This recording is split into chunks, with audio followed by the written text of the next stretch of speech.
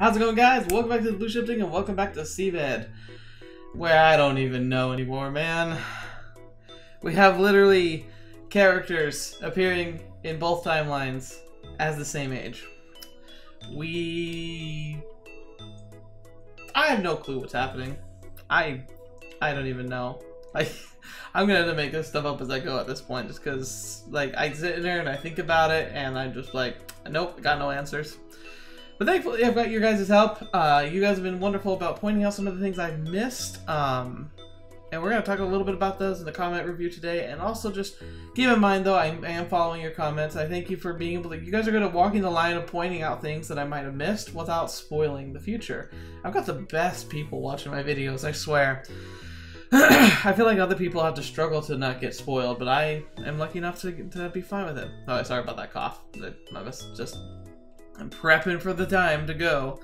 Anyway, so the comment we're going to review today is by Tandrasi. If I remember right, meat is a bit expensive in Japan and fish is more common. These days the differences aren't huge, but it's still there. American cereal just isn't as common around the world, but it exists. Traditional breakfast would include rice, sometimes with a raw egg added, which I've watched and it looks amazing, and I'm also terrified of trying it. So egg, pickled vegetables, miso soup, perhaps some fish. Oh, that actually sounds really lovely, especially the soup. Like having a nice warm soup in the morning, it sounds wonderful. Some people still eat traditionally, but given globalization means that there are foreign options. So yeah, once again, that was because of I was bringing up the ideas like what kind of food is there to eat? Like, do they have breakfast cereals over there? I kind of knew that you know if you looked, you'd find it, but. It's just weird because it's something I grew up with literally all the time, and it really must just be kind of an American thing. It's probably also because it's terrible for you, but we won't get into that. Anyway, thank you for your comments and any other comments as well. It's always fun learning like about the culture from people who've been there because, like other people have said, watching anime, reading visual novels isn't really the best way to get an approximation of what it's actually like living in another culture. You can get little notes about it, but they're always going to over-dramatize it. Kind of like, it'd be like trying to watch a Hollywood TV series and say, oh, that's what it's like living in America. It's like, there may be some people who live that way, but it's not most of us. Anyway, let's get right back to it. So, I believe we're still in Takako's memory. And we're apparently going to go see Sanae, so I'm guessing we're going to probably continue our story since last time we were with Sanae, she asked us to tell us more about this trip to San Francisco. So, let's get right back to it. I can hear a faint sound coming from Sanae's room. Listening to... What was that? Sorry. Listening to a set of familiar words, I opened her door. Oh. Sanae was lying on her bed holding a book. Her face was turned toward the window. She looked really sad. The window was slightly open, its curtains languidly fluttering in the faint wind. The music from my childhood reverberated across the walls. Sanae didn't react to my entry. As I drew closer, I realized her eyes were closed and her breathing was even. I closed the window carefully not to make a sound. Okay. I moved closer to the shelf with the record player and checked the label of the record. She sat down next to it. The cover wasn't the one I was familiar with, but it was most certainly a song I hummed during the trip I told Sanae about. Interesting connection there. And here's the other thing. That could be an indication of a false memory, like she heard the song and she implanted it in a memory. And here's the other thing. I keep trying to say that, like, I think this is in the past, and because like we know from Sachiko's point of view that the hotel she's staying at used to be a sanatorium. I think Takako's in that past because they have a record player. Now, granted, they could just be vintage or it just happens to be something they have, but still, it seems very poignant to me that they have one. I spent a couple of moments listening to the melody. As the song began nearing its end, I looked down at the shelf below in search of the notebook I'd forgotten in her room. Sanae's shelves seemed to have changed slightly from the last time I saw them. She must have returned a lot of her books to the library, as most of the available space was now taken up by the records, with only a few lonely books left at the edges of the shelf. Those of her books seemed ancient. Their covers were pretty much falling apart. They must have been her old favorites or something. Some were meticulously patched up with tape and adhesive. Ooh. Most of them seem to be related to illness, including Ugly Duckling, a book about a book most hospitals had on their shelves. Aww, that's kind of sad. I spotted a few thinner volumes, some newer novels, and I inspected one book after another. And when I'd forgotten what I was looking for, I suddenly found my notebook. I gave it a thorough look. Yeah, this is the mysterious package that showed up. It had the familiar brown leather cover. Upon closer examination, I realized the cover was no cheap knockoff one could see on most notebooks. This was likely the real deal. I sat down in the cane chair and opened up the notebook. I'd already discussed it with Mayuko. She said it was addressed directly to me, so I was free to do whatever I wanted with it. Upon flipping to the first page, I saw some handwritten letters. That said, they were neat and easy to read, in no way inferior to print. As I examined the date, I realized that a few pages between the first and the cover were torn out. Okay, yeah. So, interesting, because we had the flashback recently where they had the notebook, and I remember Narasaki had the notebook that Sachiko had been writing in, and what she did, she went through the first part until she found the point where she thought it like deviated from reality, and she took that part out.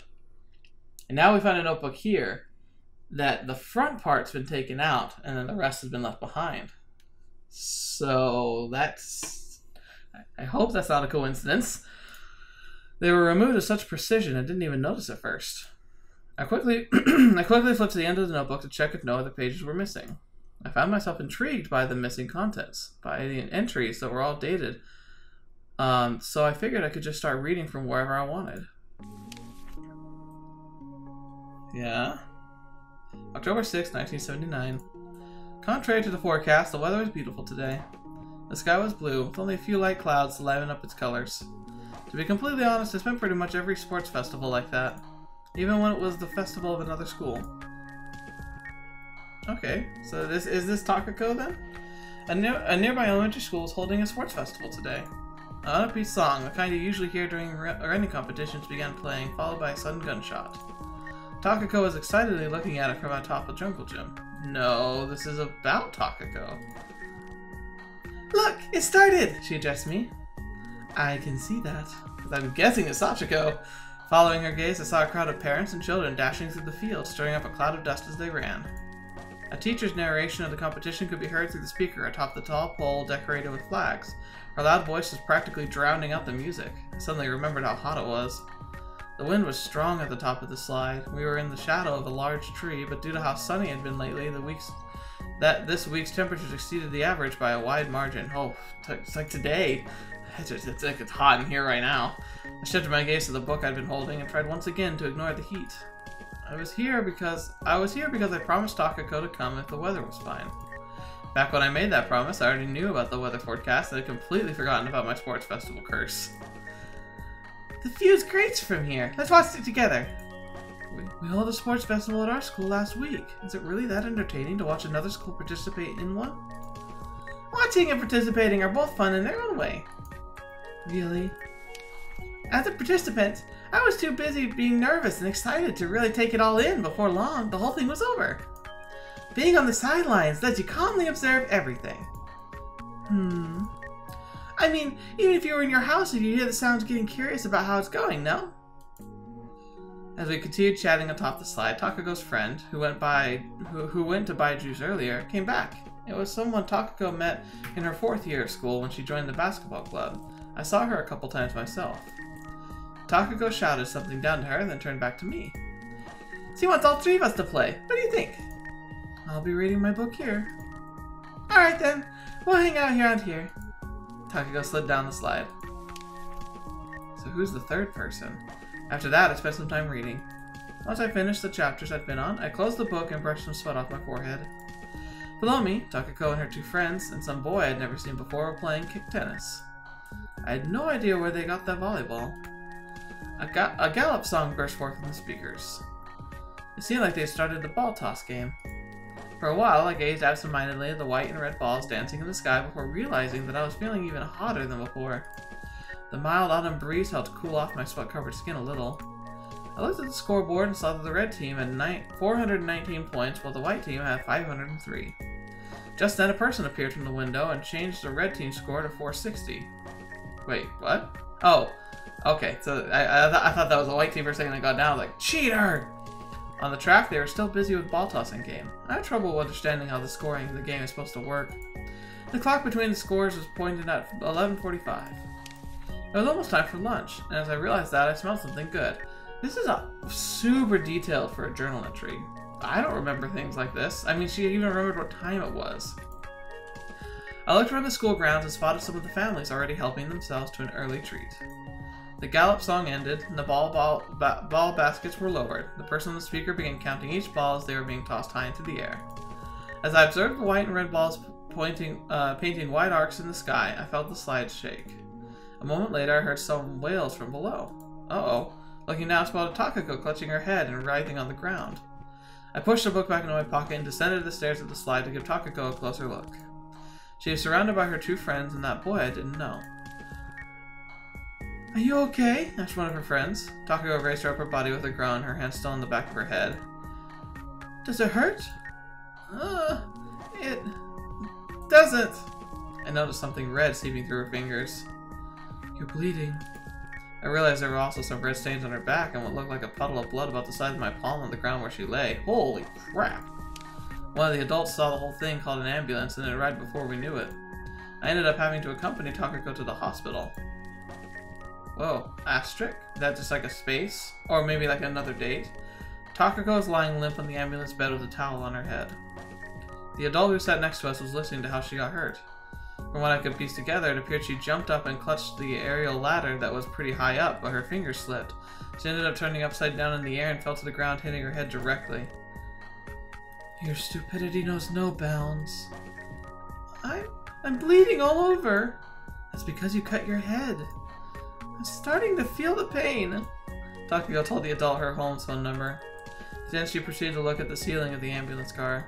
Oh, she couldn't move her head, so only her eyes darted anxiously from one spot to another. "I might die." "Oh, I hope not. What the fetch?" "Relax. Worst case scenario, you'll get a few stitches." Her eyes stopped darting around and focused on me. "Will you visit my grave if I die?" "I suppose I'll have to." "I'm gonna be lonely, so come visit me every day." "No way. That sounds like a pain." "Come on, Sachiko. Then at least drop by once in a while?" "I suppose that could work." After we reached the hospital, the doctors brought Takako into a room on a stretcher. I spent a few moments staring at the closed doors in the empty hallway and then sat down on the bench in front of the room. After a bit of time, I heard a sharp wail and some protests about needles or whatnot. "Oh, wait, I'm not ready yet!" After a few minutes, I heard some irritated adults' voices saying that she wasn't the only patient here. Yet even after that, the sounds of struggle wouldn't cease. I strained my ears and listened in. Judging from the voices and sounds, I guess that she fought back against the nurses and doctors as they tried to hold her down. But as she was finally subdued, the needle came closer, she gave up and stopped struggling. Good grief. The anesthetic must have worked, as I couldn't hear anything anymore. Takako's mother came to the hospital a few minutes later. She must have come directly from work as she was still in her suit. After I explained to her everything that happened, she looked around and entered Takako's room. I looked over her shoulder as she began speaking to the doctor to see Takako lying on the bed with her back to me in the center of the room. The doctor leaned over her and sewed her wound with something that looked like a nipper before I even had time to react. The silver tray that Takako was leaning her head on was filled with crimson blood. Ooh, gosh. "You can stand up now." As the doctor said that, Takako began slowly raised to her feet. The nurse wiped the blood off Takako's face while the latter kept staring into space with an empty expression. The doctor told Takako's mother not to scratch or wash the wound until it completely closed up. He then turned to Takako and repeated the same thing. After Takako's mother thanked the doctor, I helped Takako climb into her mother's car when she stayed behind for a bit more.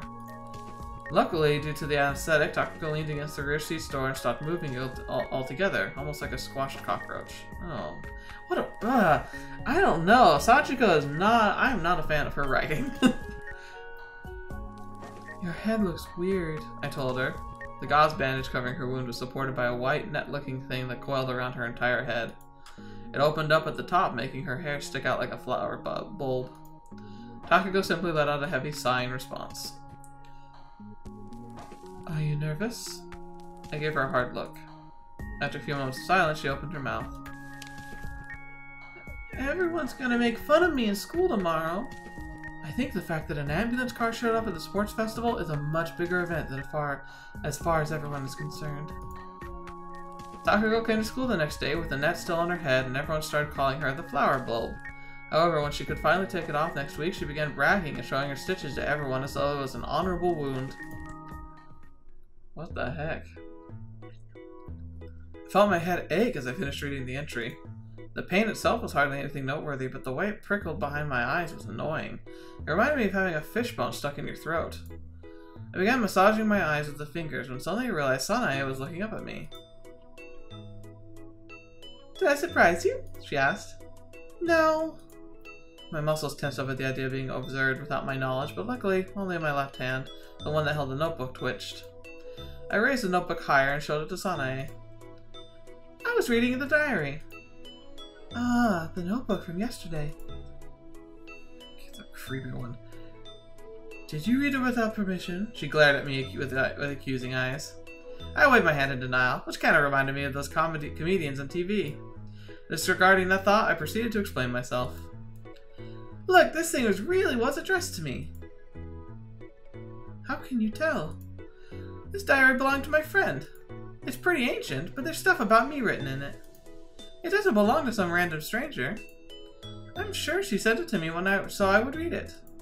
I opened up the book on the first page and showed it to Sanae. She looked at it through her glasses, but seemed unable to make out the letters from that distance. What is it about? She gave up and leaned back against her pillow. Yeah, a story about how an ambulance car came to a sports festival. What on earth happened? I cracked my head on the playground and ended up needing stitches. I carried the cane chair closer to her bed. The playground? So you didn't get hurt during an actual event? I pulled my hair aside and showed Sanae the back of my head. Is it still there? I think I could see a little bump or something. I knew it would never disappear. I let go of my hair and sat back down in the chair. Did you remember that event? I'm not sure.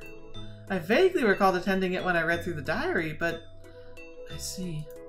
I realized the pain was gone. I pressed my finger against my eyes again. Sanae looked at me, so I hurriedly let go of them and opened the notebook. As I flipped through the few pages, Sanae shifted her attention to the record player. I did the same. Did you actually look for the record of this song? I asked her. Sorry, wrong voice. By now the song had long since come to an end, and the record player was dead silent. The diary must have captured my attention so much that I didn't even notice. I got curious about which song it was you mentioned during your story. Did you get it right? Did I get it right? Yeah, hearing it again is really nostalgic. Can I raise the volume a little? Of course. I got off my chair and turned up the volume knob. I ended up chatting with Sanae until dinner. The windows didn't rattle too much that day. The view outside looked like still and serene with no wind. It reminded me of a picture you'd see on a postcard. Only a single dried up leaf kept fluttering on the tip of a branch. It was as though I wasn't trying to fight. It was trying to fight against the onset of winter, despite looking like it would fall apart at any second. Dang. This is weird. This is weird. So was Sachiko back in 1872? I don't know. After finishing the conversation, I left Sanae's room with a notebook in hand. Okay, hang on. Let's do some math. Because, like, the story with Sachiko has been taking place in the mid-2000s, right? Like, I think I mentioned, like, the year 2010 or something. But the notebook that there said it was they were in grade school in 1976.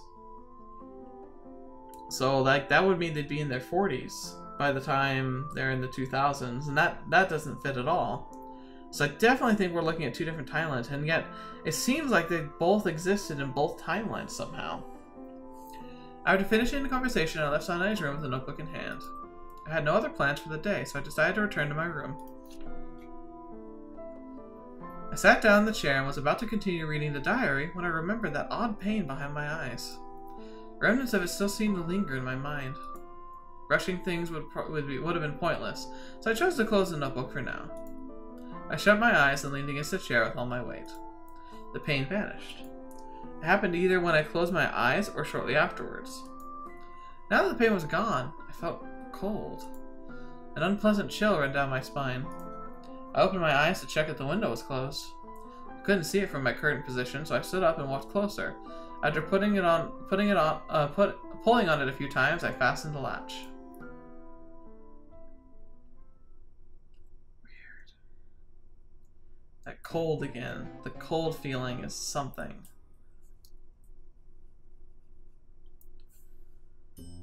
Hello, steering wheel? As I reclined in my seat, I saw the window of the second floor room through the front glass. To the right of my room was Sanae's, but her window was located on the other wall, so I couldn't see it from here. I sat up and opened the glove compartment. Inside, I found a pair of sunglasses, some pocket tissue, and a soft-covered book. I had nothing else to do, so I took out the sunglasses and tried putting them on. They had thick black frames. I turned the rearview mirror towards myself. A small bag dangled from the touch of my hand.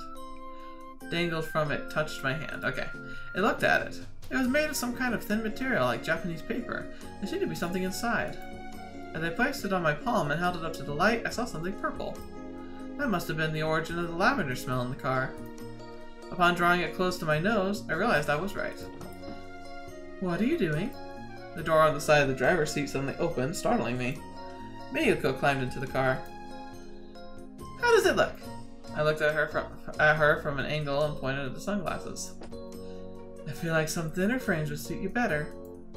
Can we really just go outside like this? I have permission. Oh, that's good to hear. Upon checking the ignition key was in place, Miyuko promptly turned it. The car jerked for a moment and the engine whirred to life with a low roar. Miyuko, who's the one giving you permission? The head doctor of the sanatorium.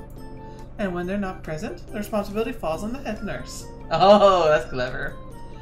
Isn't that you? I gave her a suspicious look. That's right.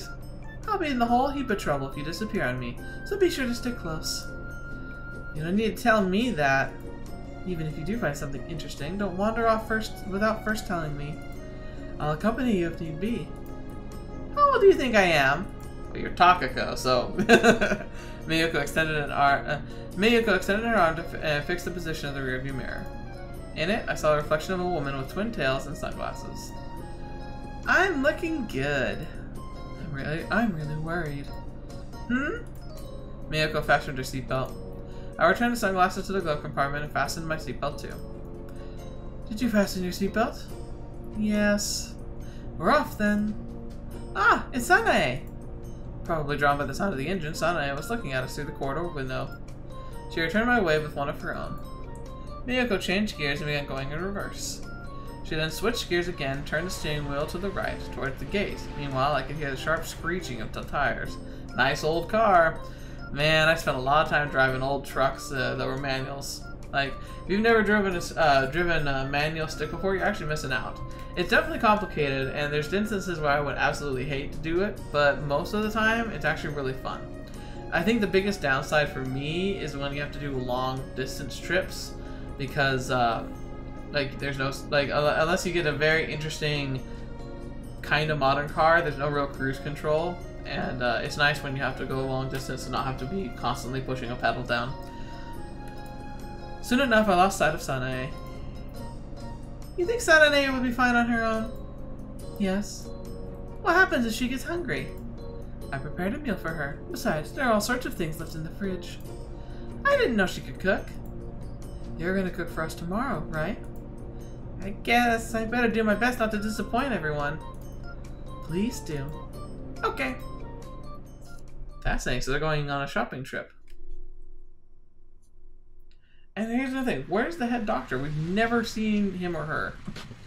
The general store had a narrow parking area for about 4 cars, but it was already taken by a white truck bearing the store's name, a light green 2-door Datsun that looked more like a toy than a real car, and an elaborately decorated Toyota Crown. Wow, so we're actually like dropping names of real stuff here. After changing gears multiple times, Miyuko finally managed to fit our car into the last open space left. This is a different place than usual. The white concrete walls of the store loomed before the rest of the buildings. A series of large orange letters in the front spelled out its name. Most of the other buildings in the area were built in a traditional Japanese style, but this one looked more like a kind of highway motel you see in the US. Miyako closed the door and stretched her shoulders. We'll buy the seasonings here and go shopping in the district for the rest. I got out of the car and stretched my limbs. Looking behind me, I saw 3 cars and Miyako's red minivan lined up next to each other like this was some kind of used car exhibit. A clerk sweeping the road in front of the entrance greeted us. I responded with a nod, but Miyako didn't notice. Pushing open the glass door with the faded red handles, she hurried into the store. Thanks, she sounds like she's Russian. Rushing, not Russian, sorry. I pushed the shopping cart forward while listening to the folk music playing inside. Did you say wrinkled potatoes are better? I grabbed a few potatoes that looked better than the rest and shoved them to Miyako. The ones with less wrinkles are better. Let's take this, and this. It's actually true because, wow, here comes like country bumpkin coming out because I grew up in Idaho, land of potatoes, and if they're wrinkled, it means they're starting to go to seed. So even if you don't see the little sprouties coming out of them, wrinkled means that they're starting to digest themselves in order to produce food for sprouts that were probably there, and that means that they're going to start tasting more bitter and not have as much rich flavor. So yeah, wrinkled, no go. You want nice, smooth skin. She swiftly picked up the potatoes and put them in the shopping cart. I like how I just gave you a little mini lecture on potatoes.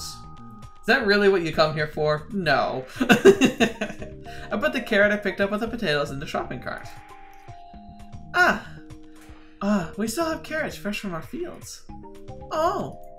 She placed my carrot back on the shelf. Well, if we don't need carrots, then up next would be onions, I guess. They're over there.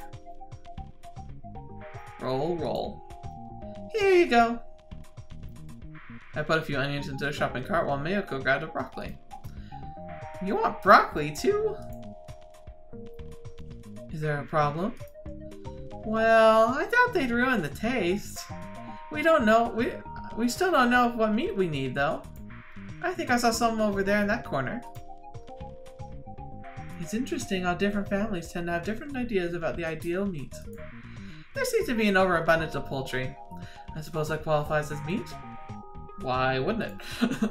I'll be needing a lot, so don't skip on it. Okay. Chicken. Spotted a seasoning placard dangling from the ceiling. Right, I'll go get my special spices now. I'm looking forward to it. I'll look for the other ingredients in the meantime.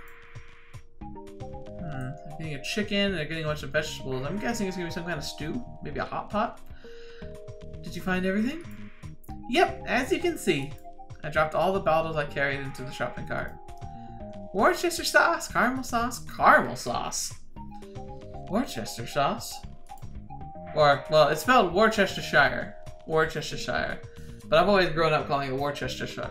Worcester sauce, so it's probably... Because I think like we normally shorten it. So, cinnamon... Cinnamon? I agree. These 3 should not be going together from my experience. Cardamom, cloves, and chutney. Oh, yeah. It's bay leaf, basically the same thing as bay laurel? No.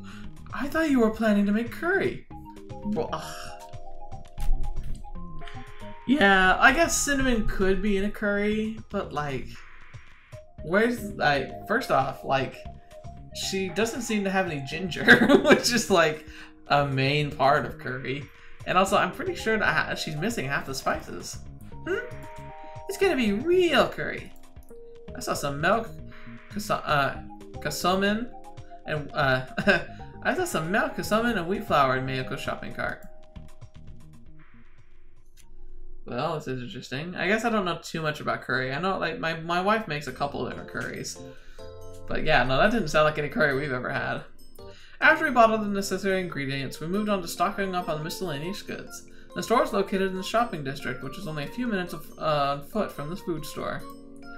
Miyako, however, drove us there in her car, going so far as to park in the paying spot, being the ever-diligent person that she was.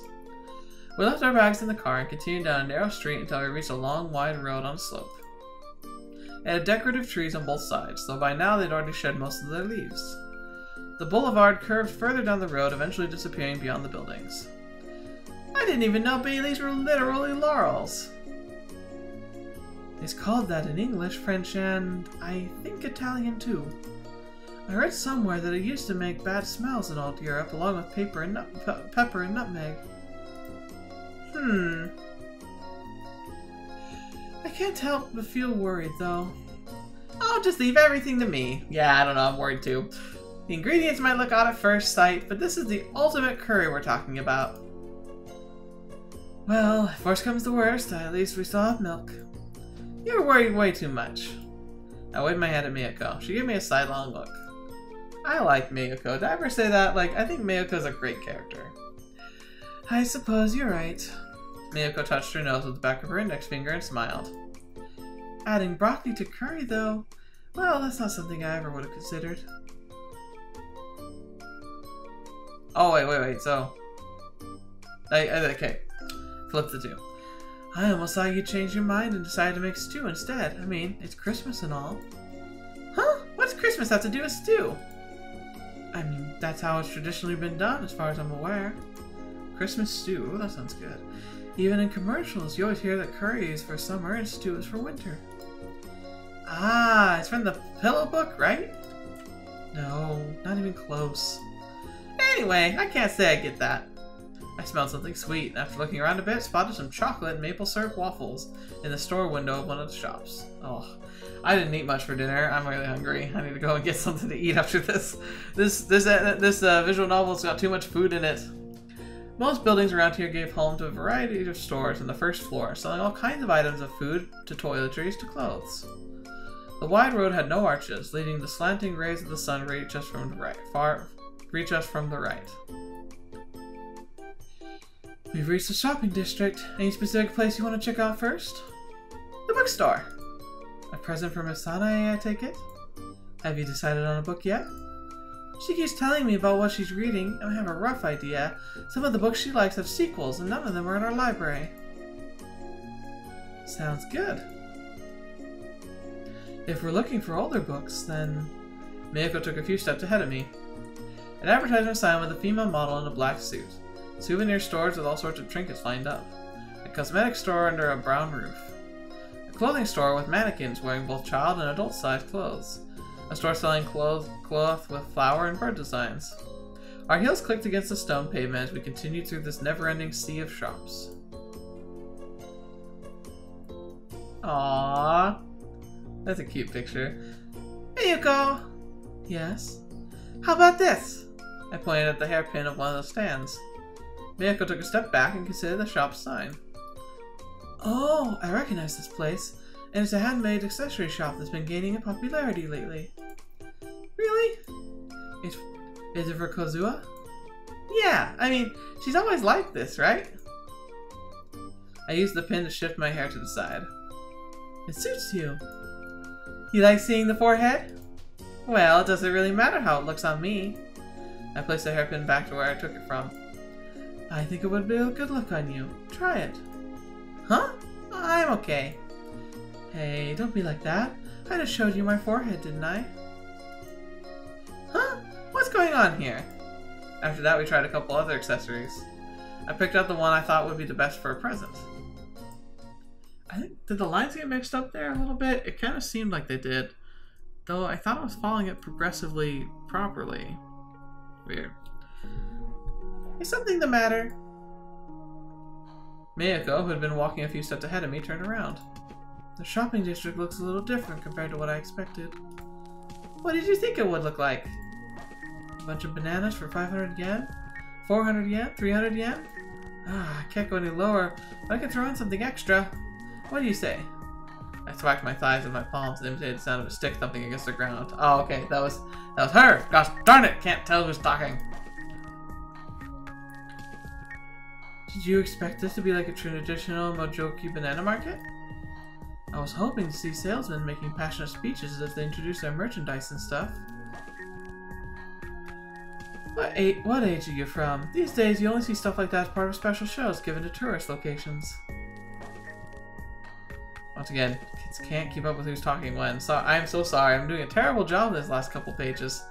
We continued down the sunlit road, our heels clicking against the red and gray stone pavement until we reached a building that looked like a box made of concrete. I stared at it, wondering what it was. Eventually found a sign next to the enclosed space which looked like the entrance. It's a gallery. There are large, imposing steel doors at the end of the enclosed space. It is painted completely black. You said you wanted something to decorate the lounge with. I pushed the doors open and stepped inside with Miyako trailing behind me. Whoa, it's an art gallery.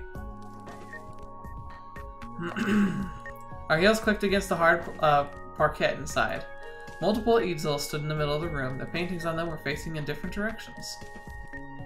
I glanced around to see a window on the right of us and counted to the left. A young, spectacled man was sitting at the said counter, reading a book with a stern expression on his face. He didn't react to our arrival in the slightest. I also spotted some shelves and a table close to the window with warm colors lending the place a certain countryside-esque feel. What do you think about this? I pointed at a painting depicted a river and a sky and some European-looking land. The color of the sky is certainly peculiar in this one. All sorts of colors have been blended to make it that way, a pale mix of purple and pink. The river is quite colorful too, with golden trees towering above it. Do you think it would look nice in our lounge? I'd say it's perfect for our building. We ascended the artistically distorted stairs, reminding me of a wisp of smoke, and reached a narrow corridor on the second floor. It's like, oh, like little paintings. I thought it was like one painting and then of a hallway. It's like, that's creepy. The stairs lead up to the third floor and had a keep out sign in front of them. A row of small palm-sized windows lining the walls on our right and a light illuminating the pictures on the left wall. I wonder if this gets misaligned when the sun moves. Miyako took a few steps forward toward the row of windows. They're probably using mirrors or something. I inspected the paintings. Their frames were a lot simpler design compared to what we've seen below. Most of them were similar to our candidate from the lounge, boasting a wide palette of unusual colors. The last one was a painting of a clover. Its 4 leaves had all different colors. Interesting. Clover again. They look like normal windows to me. Maybe a little on the thick side, but still. There are probably mirrors inside, but I can't see them. Miyako returned. That's a beautiful one.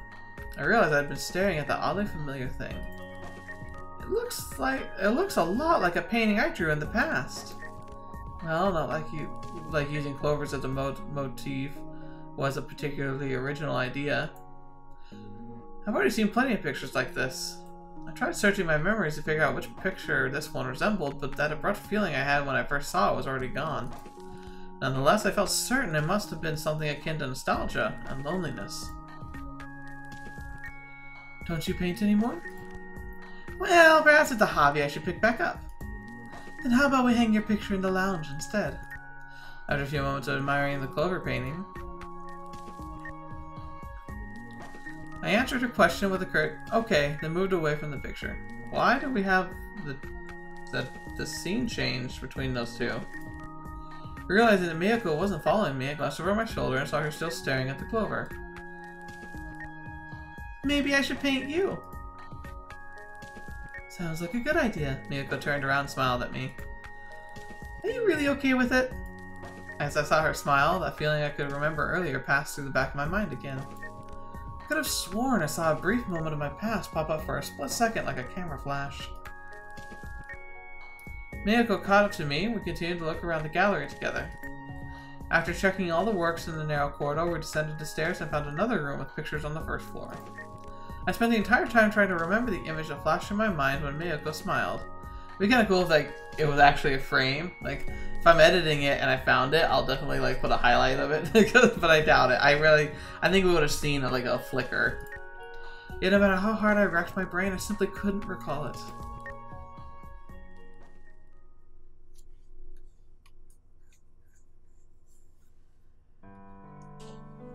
The sudden change in temperature as I stepped outside sent a shiver down my back. Whew, it's cold out here. You okay, Miyako? I think I can handle it, but we should probably start thinking about heading back. Did I leave the vegetables sitting in the car all afternoon? That's a terrible thing. Miyako pointed at the mountain our sanatorium was on. Yeah. As we made our way back to the road that had grown even more deserted after dark, I smelled some food somewhere in the vicinity. It was about time for late night restaurants to open. Can we go there for a bit? Are you okay with a simple family restaurant? Who wouldn't be? Family restaurant sounds fun. We've already spent lots of money today. I suppose you're right. I spread out the menu on the table so Miyako could see it well. I guess I'd like the standard meal. Oh, and they have tempura chicken. That's a little unusual for a family restaurant. It wasn't that rare where I come from, though I never ate it much when I was little. Why? I like the deep fried chicken more than tempura because it had a stronger taste. But as I grew up, I started to appreciate the more mature taste of soy sauce that comes with the tempura chicken. I guess that's what happens when you become an adult. Your tongue is still that of a child if you can't get green peppers, eggplants, and other vinegar dishes, though. Hey, I don't mind stuffed pepper. My body can't take vinegar, though. Is that so? Did you decide what you want? I wonder if there's an experience that's tied to the vinegar. I had a terrible experience with vinegar as a child. Yes. Excuse me, we'd like to order. This is like crazy. I remember watching someone doing kind of like a, not tutorial, but like someone who lives in Japan. I think it's called oh shoot, what's the channel called? I can't think of it.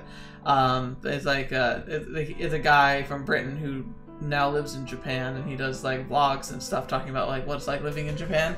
And he said like one of the biggest differences for him was how restaurants in Japan, you call down the waiter or waitress whenever you're ready to order, which is so different to what I experienced growing up.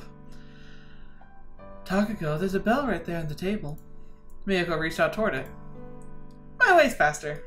A waitress carrying water to another table spotted us. See? Well, what will you be ordering? A standard meal of chicken tempura, please. What about you, Miyako? Seafood pasta, please. A standard meal of chicken and tempura and seafood pasta. Drinks? 2 cups of hot coffee, and you're fine with that, right? Yes. Understood. The waitress jotted down our orders on her memo and stuffed it behind the strap on her apron as she continued to the counter. I checked the picture of the seafood pasta they had on the menu. It came with manila clams, shrimps, and all sorts of other marine critters. I guess swapping meals is not something adults do, is it? Why did we order I don't know. I wouldn't mind a chicken tempura either. Been a while since I've had any. Oh, I see you had it back in your hometown. You familiar with yasuma? It's sweet, made from dango, isn't it? What, with soy flour topping and all that? Yeah. I haven't had it in ages. Did you get those lots back? Nah. Did you get those a lot of snacks back in kindergarten? Yeah. I remember this one time. I was in such a hurry I ended up inhaling the flour. I almost choked. Would you like me to make some for them make them sometime? That'd be great. By the way, what are you doing there? Miyako asked as I was peeking down into my paper bag. Just making sure we haven't forgotten anything. So, have we? I went through the contents of the bag. No, I don't think so. I looked up at the nearby window, seeing the interior of the restaurant reflected in its glass.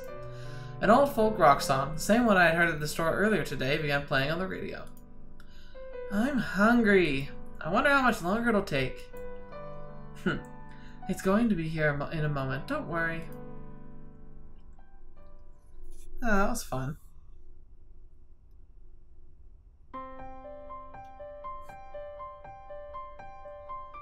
Alright. Alright, let's wrap this evening up. It's getting a little long, but let's do it.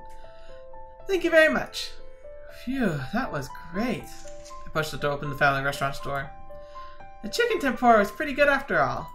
Yeah, the sauce and the seafood thing wasn't as strong as I expected, so I ended up eating the whole thing like a delicious soup. Leaving the foyer of the restaurant, we stepped out into the street.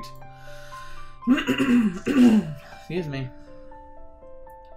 It's gotten even colder. You okay, Miyako? I suppose I'm a bit cold too. Let's just hurry home. Yeah. I shoved my right hand into my pocket. Want to stick your hand in here too? I pointed at it with my left. Ooh, cheeky.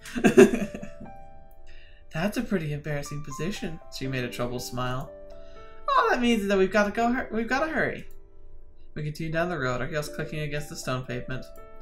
A light suddenly lit up further into the shopping district. It then began to spread towards us like a wave, lighting up the whole area, making me almost believe it was in the middle of the day. Christmas lights? Oh, wow, yeah. Oh, that's right. They were saying they would light up the shopping district. Oh. Electronic lights were attached between the two opposing trees of the boulevard, resembling a golden roof above us. It's pretty! It certainly is. I might look even more amazing from above. I think you should be able to see them from the sanatorium. Really? Do you think Sanae and Kozo saw it? I'm sure they were watching. They'll be surprised to learn we were there. Yeah. Aww. It had grown quite warm inside the car as it steadily ascended the hill. I heard a voice and slowly opened my eyes. Are you listening? Yeah, I was just resting my eyes. I hope she likes the present. Yeah. I imagine you'll be quite busy tomorrow. I'll let you know when you can use the kitchen. Yeah. Are you listening? Yeah, I'll take the seaweed rice ball. Excuse me. Why is it wrapped in seaweed? You're sleeping, aren't you? Yeah. That was cute. Aww, it's Christmas time.